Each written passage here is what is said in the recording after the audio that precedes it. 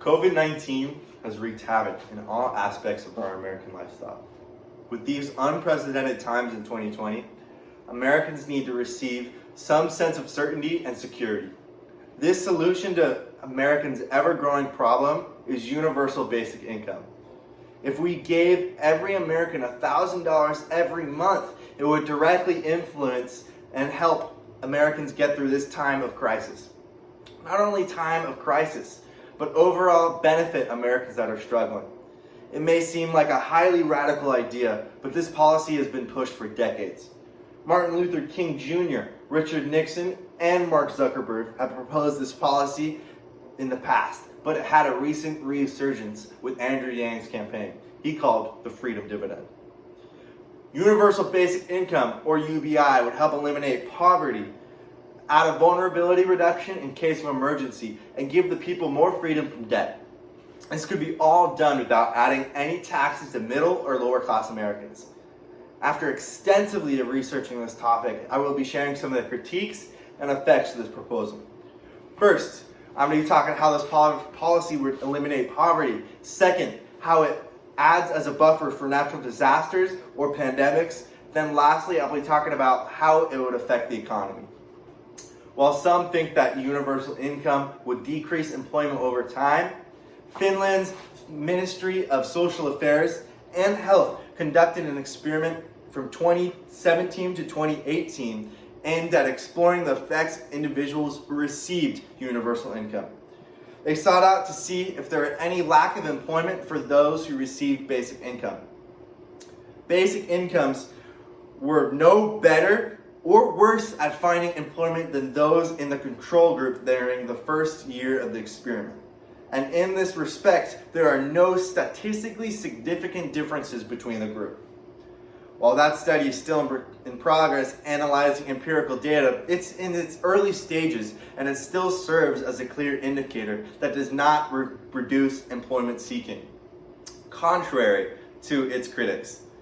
According to Eric Olin Wright, an author of an article in the United Nations Education, Scientific, and Culture Organization in 2016, states that UBI has potentially profound ramifications for inequality. Poverty is eliminated, and the labor contract becomes more nearly voluntary, and the power relations between workers and employers become less unequal since they have an option of exit. UBI would pressure employers to give more benefits to their workers because workers have more assistance for looking for other work. UBI would also likely give financial freedom to those stuck in an abusive relationship, students, and people wanting to start a business. UBI would directly benefit those who are looking for work, but it would also save lives during a natural disaster or a global pandemic. According to the Bureau of Labor Statistics, who released a statement in April 2020 saying the number of unemployed persons who reported being on temporary layoff more than doubled to March to 1.8 million. The number of permanent jobs losers increased from 1,700,000 to 1.5 million. With so many people being unemployed because of this global pandemic, UBI would serve as a safety net so people can get what they need, like groceries, medicine, and other essentials. If we made UBI a policy earlier, I can say with some sense of certainty that we would be more prepared for this economic shutdown. Even if this pandemic wasn't happening, in a case of a natural disaster like an earthquake or a hurricane, Americans need money in their pockets to get back on their feet. Even with this stimulus check coming to help Americans, many say that the money coming in is not enough to even pay rent, medicine, or even put food on the table. According to a survey by Bankrate.com conducted from March 28th to 30th from 2020 with a sample size of about 1,000 people, 31% of Americans don't believe that the bill would even cover their expenses. Keep in mind that this number would be significantly smaller if UBI in place on top of that $1,200.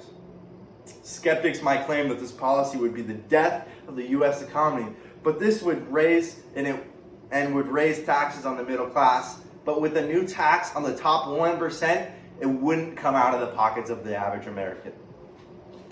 Andrew Yang, as mentioned earlier, is a big supporter of universal income. He proposed an idea of a value tax on big corporations that were not paying taxes. These companies included Amazon. According to the Institute of Taxation Economic Policy, who released an article titled 60 Fortune 500 Companies All Avoided Federal Income Tax in 2018 under a new tax law, which was, the article was released in 2019, it stated that if these companies paid the statutory 21% federal US tax rate, they would owe $16.4 billion in federal income tax. They instead collectively received $4.3 billion in rebates. If we fixed our federal income tax loopholes and made sure that these big corporations paid taxes, and we would have enough to give every American $1,000 a month without even raising taxes on the lower and middle class Americans. In all, if we had UBI, it would help us get through this global pandemic. It would also eliminate any extreme poverty in our country, spark and aid individuals looking to start a business, and overall add to the quality of life by redistributing the wealth across Americans. Don't let the media run by some of the corporations that evade these taxes fool you into thinking that universal income is far too radical or hard to achieve. We have everything in our power in America to help the people in need. So let's fight and make this happen. Thank you.